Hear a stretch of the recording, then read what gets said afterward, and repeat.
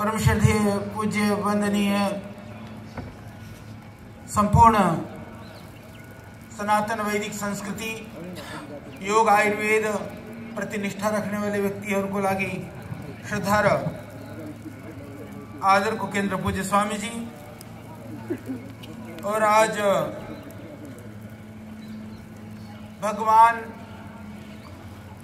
पशुपतिनाथ को पवित्र प्रांगण, इस प्रांगण में आज विशेष कार्यक्रम को लागी उपस्थित होने का आदरणीय मंत्री जी श्री प्रेम बहादुर आले जी, जो माननीय संस्कृति पर्यटन तथा नागरिक उड्डयन मंत्री उन्होंने, और साथ साथ में डॉक्टर मिलन कुमार थापा जी, सदस्य सचिव पशुपति क्षेत्र विकास कोष, आदरणीय श्रीमती आशा पांडे जी, सदस्य पशुपति क्षेत्र विकास कोष, आदरणीय घनश्याम खतिवड़ा जी, कार्यकारी निदेशक, आदरणीय टोकराज पांडे जी, सह सचिव संस्कृति पर्यटन नागरिक उड्डयन मंत्रालय, और साथ साथ में आदरणीय लामा जी, लारके लामा जी, और पूर्व मंत्री बने उन्होंने लामा बनी, मंत्री बनी, साधक बनी, योगी बनी, और साथ में भाई उपेंद्र महतो जी, और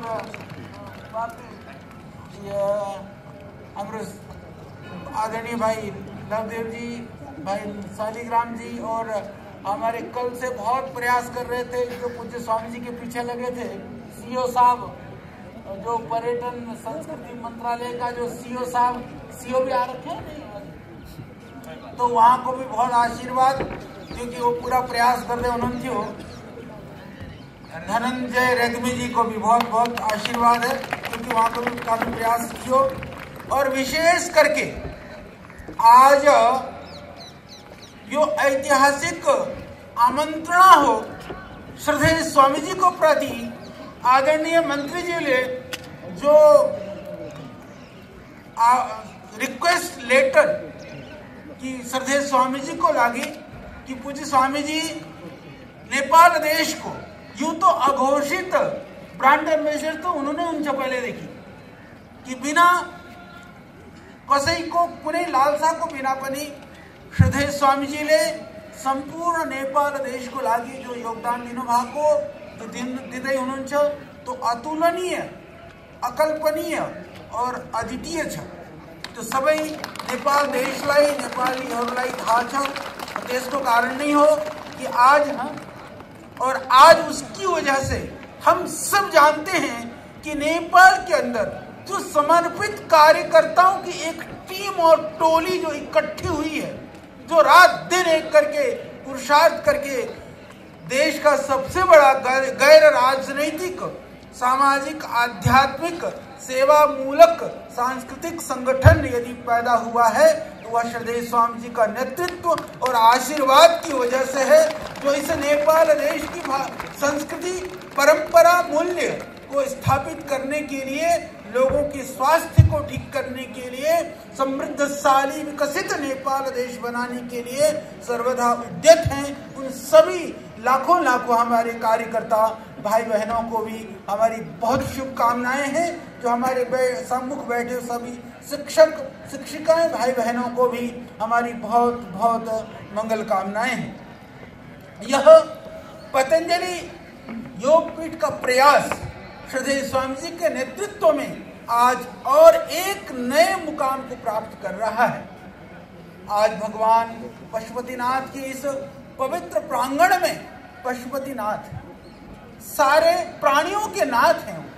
उनके नाथ में रहने वाला कोई अनाथ नहीं हो सकता, इसीलिए आप सब सनाथ हैं। कहा क्योंकि आप सबको पशुपतिनाथ का आश्रय प्राप्त है। मैले हिंदी में कई बार भन्दैछु कि पूरा विश्वलाई थाहा भओस्, पूरा भारतवर्षलाई कि आज आदरणीय हमारे मंत्री जी जो माननीय संस्कृति पर्यटन नागरिक उड्डयन मंत्री हैं, उन्होंने श्रद्धेय स्वामी जी को नेपाल सरकार की ओर से ऑफिशियली संस्कृति पर्यटन के क्षेत्र में ब्रांड एम्बेसडर सम्मानित ब्रांड एम्बेसडर के रूप में सेवा देने के लिए अपनी सहभागिता देने के लिए आज रिक्वेस्ट करी है, प्रार्थना करी है। इस सहृदयता के लिए मैं आदरणीय मंत्री जी का बहुत धन्यवाद करता हूं। और जो व्यक्ति पूरी दुनिया के लिए अपनी संस्कृति, पर्यटन और वेलनेस उसके लिए जो लगे हुए हैं, तो मैं भी अपनी ओर से रिक्वेस्ट करूंगा तो श्रद्धेय स्वामी जी बहुत शीघ्र ही, क्योंकि इसकी घोषणा भी जब ये अद्भुत कार्य है तो अद्भुत रूप में हो, हम यही चाहते हैं। तो आज आदरणीय मंत्री जी, सब पूरा उनका मंत्रिमंडल, सबको मेरी बहुत शुभकामनाएं हैं। नेपाल देश मूलतः संस्कृति, आध्यात्म प्रमुख देश है, ये पूरी दुनिया जानती है। राजनीतिक विविधताएं या आपस की विषमताएं अलग बात है, परंतु विचारधाराओं की बात अलग है।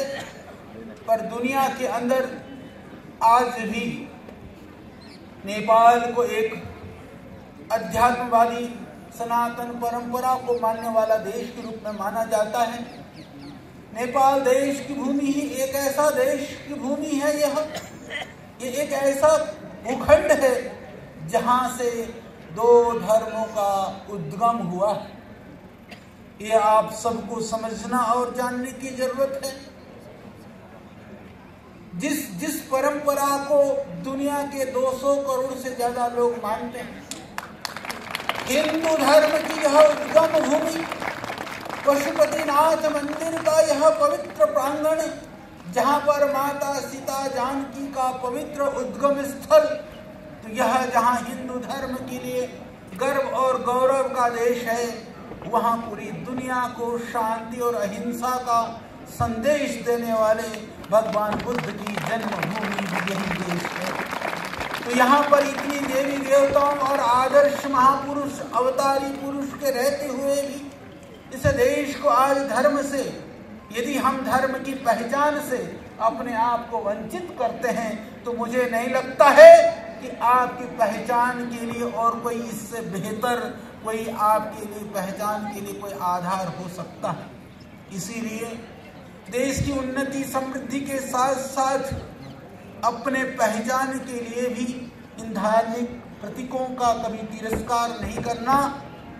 धर्म और संस्कृति से आप हैं, आपकी वजह से धर्म संस्कृति नहीं है, इसीलिए धर्म को खोने वाला कभी जीवित नहीं रह सकता। तो मेरा निवेदन है कि यदि मान लो नेपाल हिंदू राष्ट्र के रूप में पूरी दुनिया को जाना जाता था दुनिया में, तो नेपाल दुनिया के 200 करोड़ से ज्यादा लोगों का श्रद्धा का केंद्र था। राष्ट्र की धार्मिक पहचान खो गई तो 200 करोड़ लोगों का आस्था भी तो आपने गुमाया है। पर उसके बाद में आपने क्या पाया? मैं कहता हूं कि भगवान बुद्ध को यहाँ पर इस भूमि पर अवतार, यहाँ पर वो अवतार लेकर के आए, वो हमारे इतिहास हैं, अतीत हैं, हमारे लिए गर्व की बात है। परंतु वर्तमान में गर्व और गौरव हो ऐसा भी हम कुछ करें, इसके लिए भी हमको प्रयास करना चाहिए। इसी तरह से आज आपके अंदर जो शक्ति और ऊर्जा है, श्रद्धेय स्वामी जी के नेतृत्व में, मैं ऐसा मानता हूँ कि अब पूरा नेपाल योग और आयुर्वेद के माध्यम से खड़ा होगा। पतंजलि नेपाल के जड़ी बूटियों के लिए, आदरणीय मंत्री जी अभी कह रहे थे कि यहाँ पर यारसा गुम्बा है, 5 उंगले चिरायता छ, विविध तरह को जो बायोडाइवर्सिटी नेपाल को भगवान ने दिए को छ, तो अद्भुत छ। यहाँ मधेश, पहाड़, हिमाल, तराई, अलग अलग तरह को उपत्यका, विविध तरह को नदीहरूको संगम र स्रोत को माध्यम में बीच में लगभग 15-20 हजार भन्दा धेरै तरह को प्लांट्सहरू, विविध तरह को बायोडाइवर्सिटी यहाँ पर उपलब्ध है। और अभी प्लांट्स बायोडाइवर्सिटी के लिए भी मलाई थाहा छ की यूके गवर्नमेंट को एड़ा उता यूके को संस्था छा रॉयल बॉटनिकल गार्डन एडनबरा वाला यहाँ पर बॉटनिकल सर्वे या बॉटनिकल रिसर्च को बनी काम उदय छा।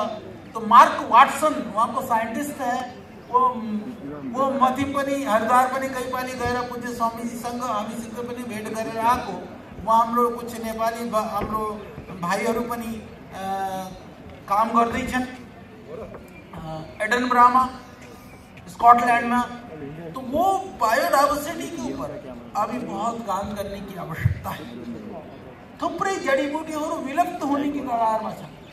भगवान पशुपतिनाथ संग प्रार्थना गर्दै म आफ्नो वाणीलाई विराम दिन्छु। ओम। अभी हम भगवान पशुपतिनाथ के दर्शन के लिए जाएं, उससे पहले मैं 2-3 ही वाक्य कहना चाहूँगा। प्रथम तो हमारे सारे पतंजलि नेपाल और आस्था नेपाल के साथ साथ नेपाल के काफी भोर लोग क्यों दुबई में जाकर के धूल फाँकते हो, क्यों जो है स्विट्जरलैंड में जाकर के, स्विट्जरलैंड में क्या है, वैसे भारत का वही बहुत काला धन पहले ही जमा था। तो स्विट्जरलैंड में क्यों जाते हो, क्यों तुम यूरोप में जाते हो?